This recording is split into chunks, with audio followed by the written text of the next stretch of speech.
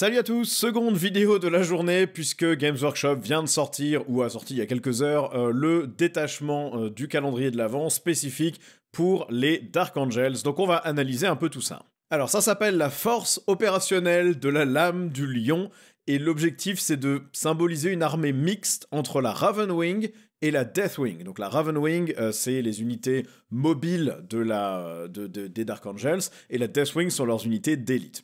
C'est le second détachement qui sort dans le calendrier de l'Avent, donc je rappelle encore, il est légal dans tous les modes de jeu, tournoi y compris. Il est évidemment valide en même temps que ceux du Codex Dark Angels, et il devrait arriver en janvier dans l'application officielle Warhammer 40 000 pour pouvoir construire des listes sur cette base-là. On peut déjà l'utiliser bien sûr, puisque les améliorations ont déjà leur coût en points qui est publié. Donc la règle de détachement, ça s'appelle dans les griffes du lion, elle est en deux morceaux. D'abord, les unités ennemies qui sont au corps à corps ou à portée d'engagement d'une unité de la Ravenwing doivent faire un test de fuite désespérée s'ils veulent battre en retraite. Fuite désespérée, je rappelle, on lance un dé par figurine qui veut s'échapper, sur un 1 ou un 2, la figurine est détruite, quel que soit son nombre de points de vie, elle est morte. Et ce test de fuite désespérée se fait du coup à -1 si jamais l'unité ennemie est ébranlée.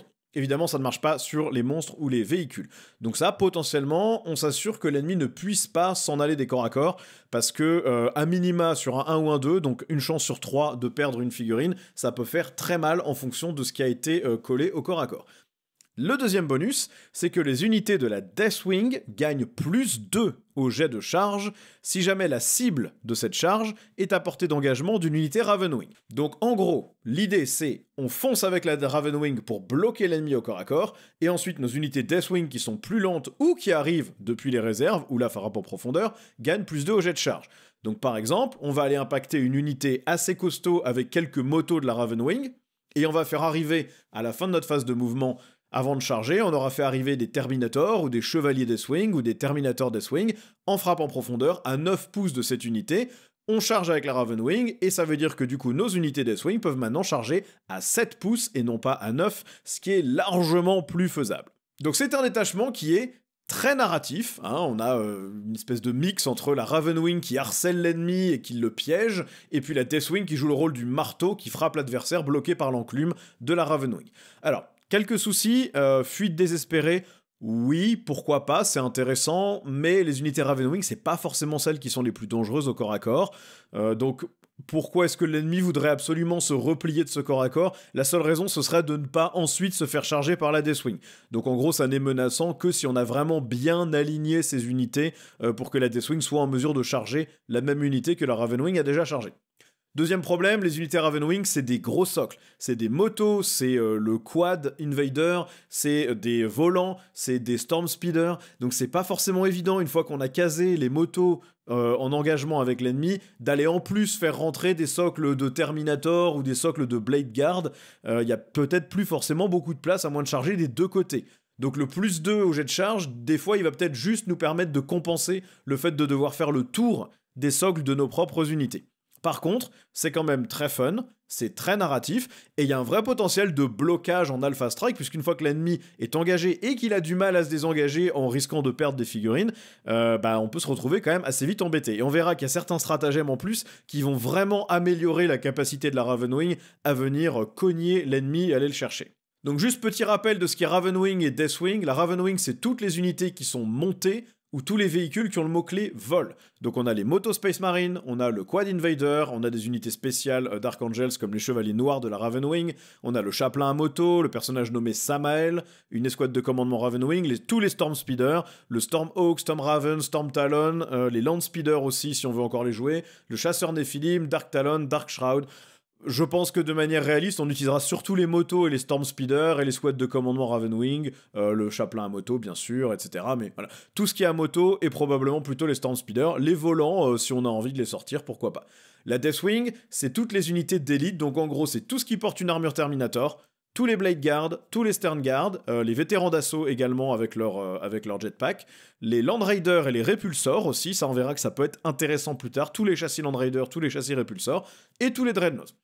Évidemment, ici, les bonus sont donnés à la charge, donc on va peut-être privilégier plutôt des trucs qui tapent au corps à corps, donc des Terminators, et puis toutes les variantes spécifiques des Terminators Deathwing et Chevalier Deathwing, les Blade Guard, évidemment, des Dreadnought, des vétérans, mais on va voir qu'avec certains stratagèmes, ça peut valoir le coup d'avoir aussi, pourquoi pas, un Répulseur Exécutionneur ou un Land Raider dans le tas. D'autant plus que le Land Raider permet de débarquer et de charger, même si on a bougé dans le tour, donc avec ce bonus de plus 2 à la charge, on peut aligner des choses assez sympas. Donc on va parler maintenant des stratagèmes. Le premier, c'est Exaction écrasante. Alors on voit que Games Workshop, dans ce calendrier de l'Avent, a recyclé une idée, puisque c'est encore un stratagème qui force un test d'ébranlement sur une unité ennemie à portée d'engagement. On en avait déjà un dans le détachement de la Death Guard qui est sorti hier. La spécificité ici, c'est qu'on ne peut l'utiliser qu'une seule fois par round de bataille, qu'il peut se faire à la phase de commandement ou au début de la phase de combat, et que l'ennemi va avoir -1 si jamais il est à portée d'engagement d'une unité Deathwing ou Ravenwing. Donc comme je le disais, quasi identique au stratagème Death Guard du détachement d'hier. Le but c'est d'empêcher l'adversaire soit de se cibler avec un stratagème à la phase de combat, donc ne pas pouvoir interrompre, ne pas se buffer en termes de dégâts ou de résistance. Typiquement empêcher les armures du mépris c'est toujours bien. On peut aussi tenter de réduire l'OC de l'ennemi à 0, comme on peut le faire à la phase de commandement, et qu'on marque ses objectifs à la fin de la phase de commandement, on peut aussi empêcher un adversaire de contrôler un objectif si on est au corps à corps avec lui sur le même objectif, alors que nous, on ne le contrôlait pas. On peut aussi potentiellement empêcher le joueur 2 de scorer un objectif à la fin de son tour 5 si on fait ce stratagème au début de la phase de combat, par exemple, on battle shock l'unité, on l'ébranle, et du coup elle ne marquera pas à la fin de son tour, puisque le joueur 2 marque à la fin de son tour au dernier tour. Le second, je pense que toutes les armées tueraient pour l'avoir, celui-là. À la phase de mouvement ou à la phase de charge, on cible une unité Ravenwing, et elle peut traverser les décors lors d'un mouvement normal, mouvement d'avance, ou mouvement de charge. Donc on rappelle, les unités Ravenwing ne sont pas infanterie, ils ne passent pas à travers les murs des ruines, avec ce stratagème, ils passent à travers les murs. Ça c'est quelque chose que tout le monde aimerait bien avoir dans son détachement. On a quand même des motos qui bougent à 12, et qui du coup peuvent bouger comme de l'infanterie, et on note aussi par exemple que les Outriders, les motards Space Marine Primaris, ils ont une avance automatique à 6. Donc ils peuvent bouger automatiquement à 18 à travers un mur, comme s'ils étaient de l'infanterie, sans avoir besoin de contourner, ce qui est très très efficace. Ça marche aussi sur des choses comme les Storm Speeder, sur un Dark Shroud ou un Dark Talon, qui est un véhicule qui est stationnaire, donc on peut l'utiliser en mode non aérodine, non volant, comme un véhicule normal, et dans ce cas-là, lui aussi pourrait traverser des murs, et du coup, soit menacer l'ennemi avec des salves de tir sans avoir besoin de contourner le terrain, donc l'ennemi qui se croit en sécurité, en fait, ne l'est pas, ou juste de charger de manière très efficace, puisqu'on peut mettre une unité de moto dans une ruine et les faire complètement traverser la ruine intégralement pour faire une charge derrière. Donc c'est un stratagème qui est vraiment incroyable pour un CP, vraiment très très bon. Le stratagème classique de l'armure de mépris, comme d'habitude, au tir ou au corps à corps, on réduit de 1 la pénétration d'armure de l'attaque, toujours aussi utile pour les Space Marines, toujours aussi énervant pour l'adversaire, puisque quand on a PA1, c'est comme si on avait PA0 contre des Space Marines, ce qui est toujours rageant, mais toujours bon à avoir dans son panel en tant que joueur Space Marine. L'autre stratagème, c'est tir illuminant. Ça se joue à la phase de tir, après avoir choisi ses cibles avec une unité Ravenwing, donc des Storm Speeder, des motos ou un véhicule volant. On peut choisir une unité ennemie à 12 pouces, qui a été ciblée par au moins un tir, et on aura +1 pour blesser cette unité ennemie, par toutes les unités Deathwing qui attaqueront la même cible. A noter, c'est jusqu'à la fin de la phase, donc ça ne marche que au tir, puisque ce stratagème se fait à la phase de tir, donc il faut des unités Deathwing qui shootent. C'est quand même très utile, puisque d'abord l'unité Ravenwing n'a pas besoin de toucher la cible ennemie, elle a juste besoin de l'avoir ciblée. Donc on n'a pas besoin de réussir un jet de touche, ça évite des craquages idiots ou une espèce de bolter ne fonctionne pas, donc ça c'est très pratique. Et puis, ça veut dire qu'on peut potentiellement tirer sur un véhicule avec une moto qui ne lui fera rien, mais par contre, on aura +1 pour blesser ce véhicule ensuite, en le tirant dessus avec un répulsor ou un dreadnought, ou alors on peut cibler une cible d'infanterie et ensuite la mitrailler avec des Sternguard et des Terminators. Si par exemple les Sternguard relancent en plus les 1 pour blesser sur la cible du serment de l'instant, ça veut dire qu'ils relanceraient toutes les touches, puis ils ajouteraient +1 aux blessures et relanceraient les 1. Donc on peut faire de la charpie avec une unité d'infanterie avec ce petit stratagème, et comme je le disais, pas besoin de toucher avec le tir de la Ravenwing, il suffit d'avoir ciblé. On a ensuite l'union fait la force, ça c'est un stratagème qui va être plutôt défensif, ça se fait à la phase de combat. On cible une unité d'Archangels qui a été ciblée par des attaques de l'ennemi, et ensuite on va appliquer différents malus au coup de l'ennemi en fonction de si on l'a engagé avec de la Ravenwing ou de la Deathwing, ou les deux. Si on a à portée d'engagement d'une unité Ravenwing, l'ennemi a -1 pour toucher. S'il a à portée d'engagement d'une unité de la Deathwing, il a aussi -1 pour blesser si la force de l'attaque est supérieure à l'endurance de la cible.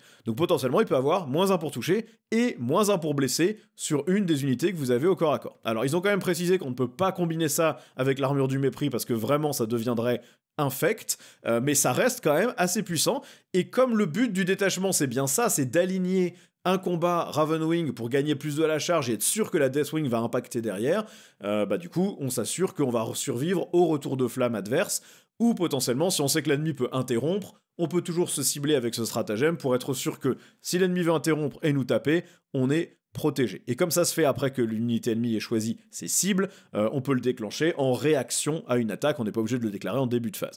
Le petit bémol, si on a chargé un ennemi avec de la Ravenwing et aussi de la Deathwing, sachant que la Deathwing, du coup, en théorie, elle vient de charger, elle a ce bonus de charge, donc elle frappe en premier. Si en ayant chargé avec ça, on n'a pas tué la cible ennemie et qu'elle peut encore nous taper, on a probablement mal fait notre travail. Normalement, ça devrait pas avoir survécu. Mais si jamais ça a survécu et que c'est le cas, ou qu'on s'est fait charger, potentiellement, et qu'on ne s'y attendait pas, on peut éventuellement se protéger un petit peu. On a enfin le stratagème de colère inévitable qui coûte 2 PC. Ça se fait à la fin de la charge adverse, à la fin de la phase de charge adverse. On peut cibler une infanterie Deathwing ou un marcheur Deathwing, donc Dreadnought ou Blade Guard, Stern Guard, Terminator, etc., qui sont à 6 pouces, mais à 6 pouces seulement, d'une ou plusieurs unités ennemies, et qui pourraient déclarer une charge, donc qui n'a pas fait d'advance, qui n'est pas engagé au corps à corps, etc. Cette unité peut déclarer une charge, comme si c'était sa phase de charge. Par contre, elle ne reçoit pas le bonus de charge, donc elle ne tape pas en premier. Donc en gros, c'est exactement comme une intervention héroïque, sauf que ça coûte 2 PC, mais que aussi on peut le faire sur une unité ennemie qui n'a pas chargé. L'intervention héroïque ne coûte que 1 point de commandement, mais par contre on ne peut la déclencher que pour contrecharger une unité ennemie qui vient de nous charger. Avec colère inévitable, on peut charger à n'importe quel endroit de la table, comme à AOS, comme à Age of Sigmar si on a envie, et il faut juste qu'on soit à 6 pouces par contre de l'ennemi, et évidemment il faut qu'on réussisse sa charge, donc il faut faire au moins 6 sur 2D, mais potentiellement on peut aussi aller utiliser ça pour charger avec une unité de la Deathwing sur une unité ennemie qui est déjà engagée avec de la Ravenwing. Ce qui ferait que du coup la charge ne serait plus qu'à 4 au lieu de 6 puisqu'on a quand même le +2 à la charge. Donc ça nous permet potentiellement d'avoir 2 contre-charges en un seul tour, une intervention héroïque et colère inévitable également. Si on a 3 points de commandement à dépenser, on peut se faire une espèce de double contre-charge dans le tour adverse, sachant que on ne frappe pas en premier, donc il faut encore être capable de résister aux attaques ennemies d'abord. On va maintenant passer aux améliorations. La première, c'est armement de Caliban, ça coûte 15 points. Ça se met sur une figurine Adeptus Astartes, donc n'importe quel personnage, et on donne +1 dégâts aux armes de mêlée. Ça n'est que sur le porteur, pas sur l'unité du porteur, évidemment. Ça permet de faire un gros perso, par exemple un chapelain à moto, ou un champion de la Ravenwing dans une escouade de commandement. Ravenwing, il passerait potentiellement dégâts 3 sur son arme de maître, donc ça fait de mémoire 6 attaques, force 5, PA-2, dégâts 3. Ça peut commencer à nettoyer de manière assez vilaine. On peut aussi avoir un capitaine Terminator qui passe dégâts 3 sur une arme relique ou sur un gantelet énergétique relique. Donc c'est utile, mais c'est limité à une seule figurine. Moi j'ai toujours tendance à privilégier des améliorations qui donnent des bonus à toute l'unité autant que possible. D'autant plus qu'en Space Marine, les personnages fonctionnent quand même plutôt mieux en étant intégrés à une unité que tout seul. Deuxième amélioration, Seigneur de la Traque, c'est 15 points, c'est seulement sur une figurine de la Ravenwing, et ça permet à l'unité du porteur, donc toutes les squads, de tirer et charger à un tour où ils ont battu en retraite. Et s'ils ont besoin de faire des tests de fuite désespérés, ils peuvent relancer le dé pour éviter de mourir bêtement. Donc ça colle super bien avec l'objectif du détachement, puisque le but, c'est de bloquer l'ennemi d'abord avec de la Ravenwing, l'empêcher de s'enfuir puisqu'on lui provoque des tests de fuite désespérés, et tant qu'il est au corps à corps avec nous, on gagne des charges plus faciles avec la Deathwing. Cette amélioration, elle va être exceptionnelle, puisque on peut d'abord avoir chargé avec cette unité sur l'ennemi, on impacte l'ennemi avec de la Deathwing, on n'a donc plus besoin de la Ravenwing au corps à corps contre cette unité, c'est la Deathwing qui va faire le boulot au corps à corps. Et donc on peut dégager la Ravenwing, et elle peut quand même charger à ce tour-ci, et donc on peut aligner potentiellement une deuxième arrivée des réserves depuis la frappe en profondeur, et donc une charge à 7 au lieu de à 9, grâce au bonus du détachement. Donc très efficace, ça permet d'être très mobile avec ces unités de la Ravenwing, et du coup de donner un peu partout sur la table, en tout cas avec cette unité-là, le bonus de +2 au jet de charge pour les unités Deathwing, donc vraiment fun, je pense qu'on le met sur un chapelain à moto, ou sur une escouade de commandement Ravenwing. Champion inflexible, ça coûte 25 points, ça se met sur un capitaine, chapelain ou lieutenant, Tant que l'unité du porteur n'est pas ébranlée, on ajoute 1 à la caractéristique de contrôle d'objectif des figurines. Alors, évidemment, comme on va vouloir jouer ici les figurines qui seront accompagnées par des capitaines, des chapelains ou des lieutenants, ça sera majoritairement de la Deathwing. Donc il y a deux choses. Soit on le met sur un chapelain à moto qui accompagne de la Ravenwing pour augmenter l'OC des motos et faire en sorte que ces motos puissent aller prendre des objectifs plus facilement à l'adversaire. Soit on le met sur un personnage qui mène par exemple des Blade Guard ou des Stern Guard, soit pour les passer au C2 et contester un objectif, soit pour garder un objectif avec beaucoup d'OC. C'est pas mon amélioration préférée, je pense qu'on préférera souvent faire plus de dégâts ou pouvoir se désengager. Je suis pas sûr que celle-ci à 25 points, je l'utiliserai. Mais à voir. Et enfin, on a l'amélioration Fulgus Magna pour 20 points. C'est une figurine de la Deathwing seulement, donc ça veut dire un personnage en armure Terminator ou un ancien Blade Guard. Globalement, c'est que ça. Et donc, une seule fois par bataille, on va remettre l'unité du porteur en réserve, sauf évidemment si elle est à portée d'engagement au corps à corps. Évidemment, cette amélioration est à prendre systématiquement à chaque fois. Pourquoi ? Parce que les unités qui sont bloquées au corps à corps contre la Ravenwing, si on veut les charger avec de la Deathwing, on a plus 2 en charge. Ici, on a cette amélioration qui va sur un personnage Deathwing, donc par exemple un Terminator, un capitaine Terminator, qui accompagnerait des chevaliers Deathwing ou des Terminators Deathwing. On les fait arriver de frappe en profondeur à 9 pouces d'une unité qui est engagée par de la Ravenwing. On a donc une charge à 7 pouces au lieu de 9. On charge, on élimine notre cible parce que globalement c'est ce qui va se passer en chargeant avec des Terminators ou des chevaliers Deathwing. Et une fois que l'ennemi est mort, eh bien on peut remettre en réserve immédiatement à la fin du tour adverse notre unité de Terminator. Ce qui fait qu'on peut recommencer le combo avec nos Ravenwing qui réengagent quelqu'un, revenir de frappe en profondeur avec la même unité, et recharger une deuxième fois avec une charge à 7 au lieu de 9. Donc ça rend une unité extrêmement efficace depuis l'arrivée, depuis les réserves. Donc évidemment, à prendre systématiquement si on compte faire des charges depuis les réserves stratégiques, il faut que les unités qui soient en réserve stratégique aient un personnage qui ait cette amélioration, parce que ça va être vraiment très efficace. Pour conclure sur ce détachement, je trouve que là on est sur une deuxième victoire de Games Workshop. Le détachement Death Guard était très narratif et très fun, et pas déséquilibré du tout, plutôt efficace. Je pense que ce détachement est lui aussi très narratif et très fun. C'est pas celui qui donne les bonus les plus incroyables, mais ce sont de bons bonus qui donnent envie de jouer une bonne partie de sa collection d'Archangels.